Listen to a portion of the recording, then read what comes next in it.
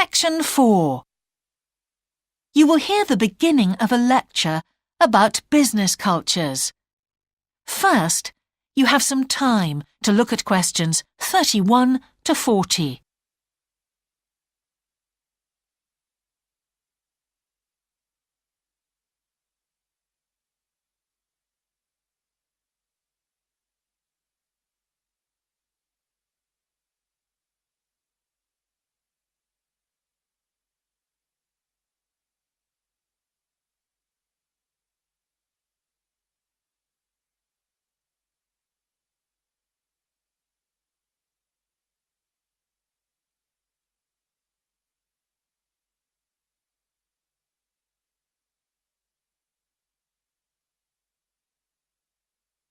Now listen carefully and answer questions 31 to 40. Good morning, everyone. Now, whether you're going to university to study business or some other subject, many of you will eventually end up working for a company of some kind. Now, when you first start working somewhere, you will realize that the organization you've joined has certain characteristics. And we often refer to these social characteristics as the culture of the organization. This includes its unwritten ideas, beliefs, values, and things like that. One well-known writer has classified company cultures by identifying 4 major types.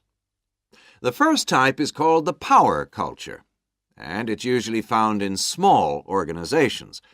It's the type of culture that needs a central source of power to be effective. And because control is in the hands of just 1 or 2 people, there aren't many rules or procedures. Another characteristic is that communication usually takes the form of conversations rather than, say, formal meetings or written memos. Now, one of the benefits of this culture is that the organization has the ability to act quickly. So it responds well to threat or danger on the one hand, and opportunity on the other. But on the negative side, this type of organization doesn't always act effectively because it depends too much on 1 or 2 people at the top. And when these people make poor decisions, there's no one else who can influence them. And the kind of person who does well in this type of business culture is one who is happy to take risks, and for whom job security is a low priority. The next type is known as role culture. That's R-O-L-E, not R-O-L-L, by the way. And this type is usually found in large companies, which have lots of different levels in them. These organizations usually have separate departments that specialize in things like finance or sales or maintenance or whatever. Each one is coordinated at the top by a small group of senior managers, and typically everyone's job is controlled by sets of rules and procedures. For example, there are specific job descriptions, rules for discipline, and so on. What are the benefits of this kind of culture?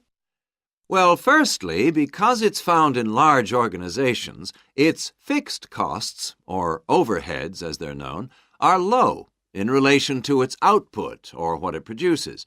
In other words, it can achieve economies of scale. And secondly, it is particularly successful in business markets where technical expertise is important. On the other hand, this culture is often very slow to recognize the need for change, and even slower to react. What kind of person does this type of culture suit? Well, it suits employees who value security and who don't particularly want to have responsibility.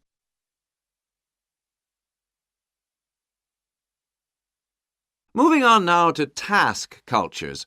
This type is found in organizations that are project-oriented.